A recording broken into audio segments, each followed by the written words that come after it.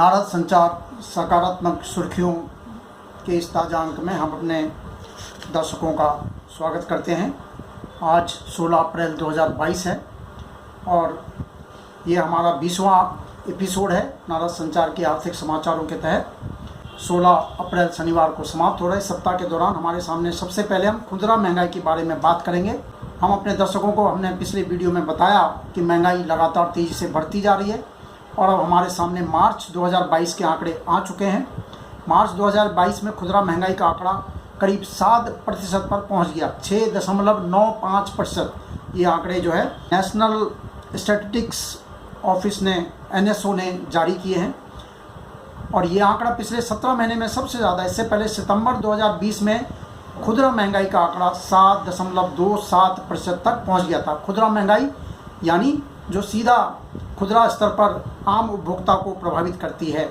जो हम दुकान से सामान लेने जाते हैं उसके जो दाम है वो किस रफ्तार से बढ़ रहे हैं इससे हमें पता चलता है। तो मार्च के महीने में देश में जो खुदरा महंगाई का आंकड़ा है 6.95% रहा और जनवरी में खुदरा महंगाई का आंकड़ा 6.01%, फरवरी में 6.07% और अब मार्च में 6.95% तक पहुंच गया। और ये आंकड़ा जो रिजर्व बैंक का संतोषजनक स्तर है, रिजर्व बैंक ने जो कहा है कि ज़्यादा से ज़्यादा 6% रहेगी, कम से कम 2% रहेगी और हम इसे 4% के आसपास बनाए रखेंगे, उससे काफ़ी ऊपर पहुंच चुका है।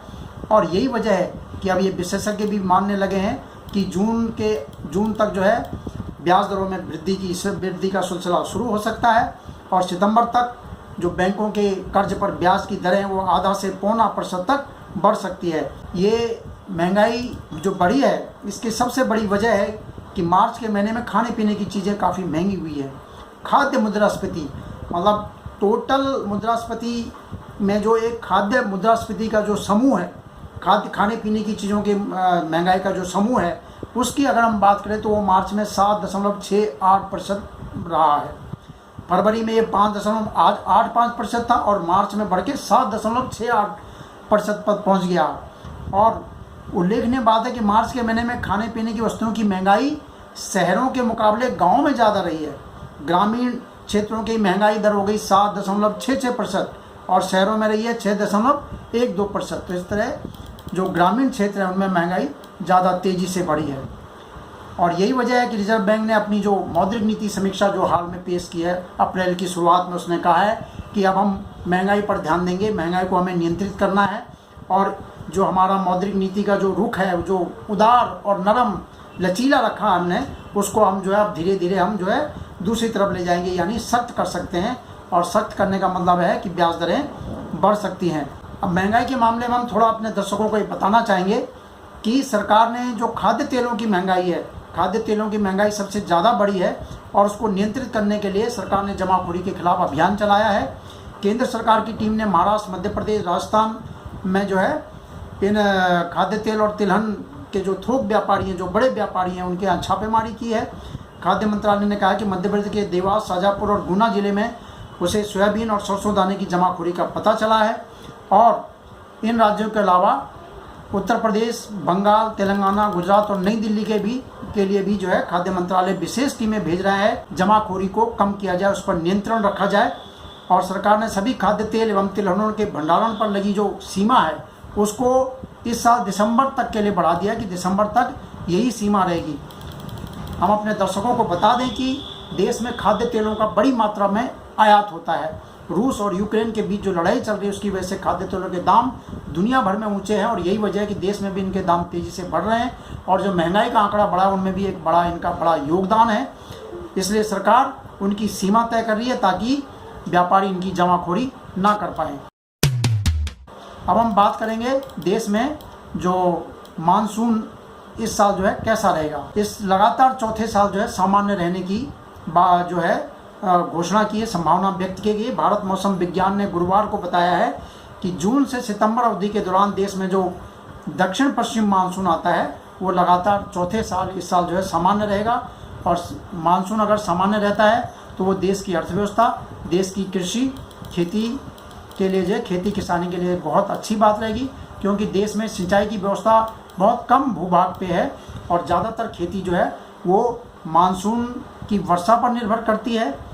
विभाग ने कहा है कि जून से सितंबर 2022 की अवधि के दौरान अनुकूल ला नीना की स्थिति बनी रहेगी। ला नीना एक जो है ये मौसम के लिहाज से समुद्र में किस तरह के दबाव बनता है उसका एक नाम है। तो ला नीना अगर रहता है तो मानसून की स्थिति अच्छी रहती है। भारत के उत्तरी भाग, मध्य भारत, हिमालय की तलहटी और उत्तर पश्चिम भारत के कुछ हिस्सों में सामान्य या सामान्य से अधिक वर्षा होने की संभावना व्यक्त की गई है। और मानसून सामान्य रहने से देश में कृषि की पैदावार अच्छी होती है। हमारा जो पानी का भंडार है, देश के पानी के बड़े बड़े रिजर्वोयर जो हैं उनमें मात्रा उसकी पानी की बढ़ जाती है। तपती गर्मी में उसका जो है सहारा मिलता है और खेत की जो ज़मीन है वर्षा से वो नम हो जाती है। उसके बाद जो रबी मौसम की बुआई होती है उसमें जो है उसके लिए अनुकूल रहती है। और इसके साथ ही हम बात करना चाहेंगे देश से होने वाले निर्यात कारोबार की। इस साल 2021-22 में देश का जो निर्यात कारोबार रहा है वो काफ़ी अच्छा रहा है। इस साल देश से 419 अरब डॉलर का वस्तुओं का निर्यात किया गया और इसके साथ ही जो सेवा निर्यात है वो भी 250 अरब डॉलर तक पहुंच गया। 419.50 अरब डॉलर का वस्तुओं का निर्यात, 250 अरब डॉलर का सेवा निर्यात, कुल मिलाकर 670 अरब डॉलर का हमने निर्यात किया है 2021-22 में और ये अपना रिकॉर्ड है। इससे पहले इतना निर्यात कभी नहीं हुआ है। वाणिज्य एवं उद्योग मंत्री गोयल ने इसकी जानकारी देते हुए कहा कि सेवा निर्यात में पर्यटन और इससे जुड़े विभिन्न क्षेत्रों का महत्वपूर्ण योगदान होता है, लेकिन कोरोना की दूसरी और तीसरी लहर के कारण पिछले साल अंतर्राष्ट्रीय पर्यटन बिल्कुल करीब बंद ही रहा है। इसके बावजूद वस्तु निर्यात जो है इस अवधि में जो है 250 अरब डॉलर तक पहुंचा है। 225 अरब डॉलर का लक्ष्य रखा गया था, उसे पार कर लिया गया और अब देश से सेवा क्षेत्र में कृत्रिम मेधा यानी AI जिसे कहते हैं और डाटा एनालिसिस हो गया, रिसर्च उत्पाद हो गए, बिजनेस मैनेजमेंट उत्पादों का देश आज जो है बड़े स्तर पर जो है निर्यातक बन चुका है। और यही वजह है कि सेवा निर्यात में हमने 250 अरब डॉलर का ये आंकड़ा हासिल किया है। इसके साथ ही हम अपने दर्शकों को बताना चाहेंगे कि आयात भी बड़ी तेज़ी से इस दौरान बढ़ा है। आयात भी 756.68 अरब डॉलर तक पहुंच गया। हमने कुल मिलाकर 670 अरब डॉलर का निर्यात किया वस्तु और सेवाओं का कुल मिलाकर, और जो आयात हुआ है वस्तुओं और सेवाओं का कुल मिलाकर आयात हो गया 756 अरब डॉलर। कुल मिलाकर 87 अरब डॉलर हम घाटे में हैं। आयात ज़्यादा हुआ है, निर्यात कम हुआ है। तो हम चाहेंगे कि आने वाले समय में निर्यात जो है हमारे कुल आयात से ज़्यादा रहेगा, तभी हमें जो है कुल मिलाकर इसका फ़ायदा होगा और हमारी जो व्यापार के मोर्चे पर है हमारी स्थिति उसमें सुधार होगा। हम अपने दर्शकों को बताना चाहेंगे कि निर्यात के मोर्चे पर गेहूं का निर्यात जो है लगातार बढ़ रहा है और इसके लिए अनुकूल स्थितियां बनी हुई है। और अब ये कहा गया कि 2022-23 जो अप्रैल से ये साल शुरू हुआ है तो गेहूं का निर्यात 1 करोड़ टन से आगे हो सकता है, 1.5 करोड़ टन तक भी पहुंच सकता है। वाणिज्य एवं उद्योग मंत्री पीयूष गोयल ने इसका जो है विश्वास व्यक्त किया है कि हम 1 करोड़ टन से ज़्यादा गेहूं का निर्यात कर सकते हैं। 2019-20 में जहां देश से केवल 2,17,000 टन गेहूं का निर्यात हुआ, 2021 में बढ़कर 20 लाख टन हो गया, 21-22 में 70 लाख टन तक पहुंच गया और अब 22-23 में कहा जा रहा है कि ये 1 करोड़ टन से ज़्यादा हो जाएगा। और इसकी सबसे बड़ी वजह है कि मिस्र जो दुनिया में गेहूं का बड़ा खरीदार है उसने कहा है कि वो भारत से 30 लाख टन जो है गेहूं का आयात कर सकता है। ये अनुमान लगाया जा रहा है कि मिस्र जो है 30 लाख टन तक गेहूं भारत से खरीद सकता है। मिस्र बड़े पैमाने पर जो है रूस और यूक्रेन से जो है गेहूं मंगाता था, लेकिन वहाँ युद्ध की स्थिति के चलते, युद्ध जो हो रहा है वहाँ पर उसके चलते आयात नहीं हो पा रहा है, इसलिए अब उसका जो रुख है वो भारत की तरफ हुआ है और भारत के लिए संभावनाएं बेहतर हुई हैं।